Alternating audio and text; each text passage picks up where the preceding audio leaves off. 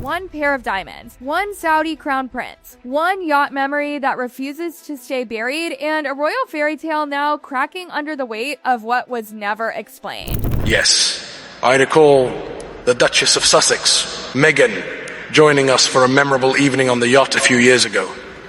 As for those diamond earrings I gifted to the Queen, I have no idea how she came to wear them. Let's strip the polish off this story, because beneath the sparkle of those chandelier diamond earrings lies a trail of silence, shifting explanations, and an elite world Meghan Markle was never supposed to be part of. At least, not according to the narrative she sold the world. These weren't just earrings. They weren't random borrowed jewels pulled from a stylist's drawer. These diamonds came with blood-hot timing, global outrage, and a diplomatic backstory so radioactive that palace aides reportedly froze instead of confronting it. October 23rd, 2018. Fiji. The world was still reeling from the brutal killing of Jamal Khashoggi. Saudi Arabia had just admitted responsibility days earlier. Governments were condemning, CEOs were distancing, yet Meghan Markle stepped into a state dinner wearing massive diamond chandelier earrings, dazzling, unmistakable, impossible to miss. At first, the story was neat. Too neat, they're borrowed from a jeweler. Then came the whispers. Not Chopard, not a stylist pull, not a casual loan. Palace insiders recognized them instantly. Those earrings weren't fashion, they were politics. According to multiple palace-linked accounts later detailed in books like Courtiers and Battle of Brothers, those diamonds were a wedding gift from Saudi Crown Prince Mohammed bin Salman, originally intended for Queen Elizabeth II following his official UK visit. That alone was explosive. But what happened next is where the silence gets louder than any denial. Meghan didn't wear them once. She wore them again November 14th, 2018, Prince Charles's birthday celebration at Buckingham Palace. Same diamonds, same unanswered questions, same palace staff reportedly too afraid to challenge her directly. And then the story changed. Lawyers stepped in. The wording shifted from borrowed from a jeweler to borrowed in the royal sense. Borrowed from who exactly? Because no official palace confirmation of a loan ever surfaced. Not then.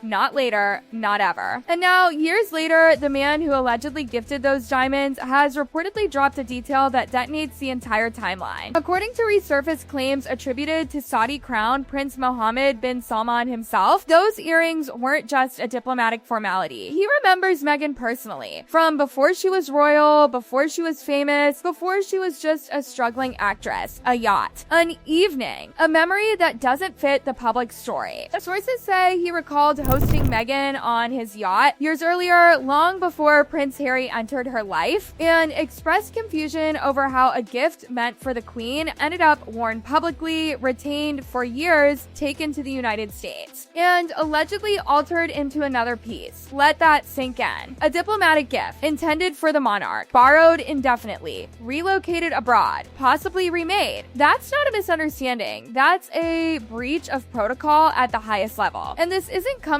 from a tabloid insider or a disgruntled staffer. This is coming from the alleged donor himself, a head of state with firsthand knowledge of his own gifts, his own guest lists, and his own private gatherings. You don't casually misremember who you host on your yacht. You don't forget where million-dollar diamonds were supposed to go. So why does Meghan's version of events still refuse to land on a single, stable explanation? Why did the story begin with borrowed from a jeweler if the earrings were known within palace walls as a Saudi wedding gift? Why did palace aides reportedly stay silent instead of correcting the record? Why was Harry himself, according to sources, shocked when he learned the origin of the earrings? And perhaps the most uncomfortable question of all, how does a woman who described herself as a broke actress scraping by in Hollywood move so easily through ultra-elite yacht culture, diplomatic circles, and billionaire-level access before fame? Because yacht culture doesn't run on auditions. It runs on introduction, on access, on invitations that don't appear on Orsums. This isn't speculation pulled from thin air. The timeline is documented. The earrings' origin has been confirmed repeatedly. The controversy was real, the palace unease was real, the legal narrative evolved in real time. What's new and dangerous is the suggestion that this wasn't just about jewelry, but about a pre-royal relationship that was never meant to be revisited. And Meghan has never addressed it. Not once. No direct denial, no clarification. No personal explanation. Just silence, while books, reports, and now alleged recollections from the Crown Prince himself continue to circle the same unanswered core. Because if she speaks, the story doesn't get smaller, it gets bigger. It opens doors into the years no biography can fully account for. The gaps, the connections, the luxury that doesn't match the hardship narrative. And diamonds, once they crack, don't break quietly, they shatter. Here's where the timing stops feeling accidental and starts feeling surgical. Because this story didn't resurface in a vacuum. It came roaring back at the exact moment Meghan Markle's carefully engineered image entered its most fragile phase yet. January 2026. A new year, a brand reset, and cracks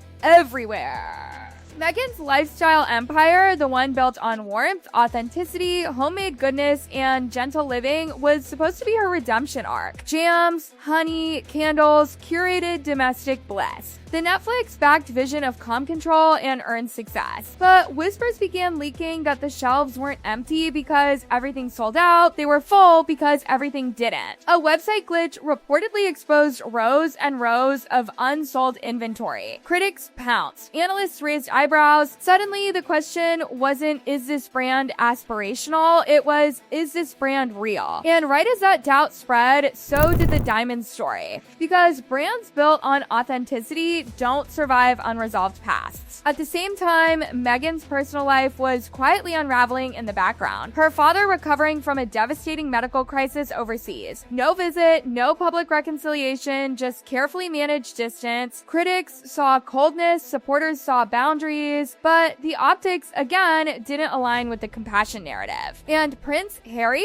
the man who torched bridges for her, suddenly headlines whispered separation. Arguments, disagreements over the UK, over identity, over what comes next. Reports of time apart, ski trips without her, draft agreements floating through tabloid pipelines. Nothing confirmed, but nothing convincingly denied either. Now, place yourself in the position of a powerful figure who believes his diplomatic gift was mishandled. A crown prince, a head of state, someone accustomed to protocol, discretion, and respect. He gifts diamonds meant for a queen. They surface on a duchess weeks after a global scandal. They're worn again. Then explanations shift. Then silence stretches into years. And now, in 2026, the woman who wore them is selling authentic living while refusing to explain the most controversial symbol she ever put on her ears. Why speak now? Because leverage changes. When someone believes they were dismissed, ignored, or quietly erased from the official story, patience expires, especially when that story is being monetized globally. This isn't about jealousy, it's about control of narrative. And suddenly, the narrative Meghan can't control anymore is the one before she met Harry. The years that don't fit neatly into the self-made arc, the access that didn't come from auditions, the luxury that arrived before fame. Elite yacht culture doesn't leave receipts, but it leaves memories. And those memories belong to people with power, not publicists. That's what makes these alleged recollections so destabilizing. They don't rely on speculation, they rely on proximity, on being there, on hosting, on gifting. And that's why Meghan's silence has become the loudest statement of all. Because when public figures face false allegations, they respond fast, decisively, personally, especially when their brand depends on trust. But here, nothing. No denial of the yacht, no explanation of prolonged possession, no clarification on whether the earrings were altered, no acknowledgement of the diplomatic breach, just lawyers, just reframing, just distance. And that strategy worked until now, because the story has matured. It's no longer about fashion or bad timing, it's about credibility. If Meghan's rise involved elite access she never disclosed, that doesn't make her a villain, but it does make her branding dishonest. If she benefited from powerful circles while presenting herself as an outsider, that contradiction matters. If Prince Harry didn't know the full extent of those connections when he married her, that matters matters even more, because this isn't just reputational, it's relational. It forces questions he never wanted to ask, it reopens rifts he fought his family over, it reframes sacrifices he made as possibly uninformed. And the diamonds, they become a symbol of everything unsaid. They gleamed under Fiji lights while the world mourned. They sparkled at Buckingham Palace while staff looked away. They vanished into silence while stories shifted. And now, years later, they're back, not physically, but narratively, cutting through every attempt to move forward cleanly. This is why the resurfacing feels deliberate. Because when you build your empire on transparency, the past doesn't stay buried. It waits, it sharpens, it chooses its moment. And 2026 is a moment Meghan can't afford to mishandle. Every unanswered question weakens her brand. Every silence fuels speculation. Every denial by absence invites more scrutiny. The irony is brutal. The woman who speaks endlessly about truth, voice, and empowerment has never spoken about the one controversy that refuses to die. Not in her own words. Not without intermediaries, not without legal buffers. And until she does, the diamonds will keep talking. Not as jewelry, but as evidence of a life that doesn't align perfectly with the story we were sold. Whether more details emerge or this simmers into another unresolved royal mystery, one thing is clear: the fairy tale no longer controls the narrative. The past does. And diamonds, once questioned, never stop reflecting what's hidden beneath the surface.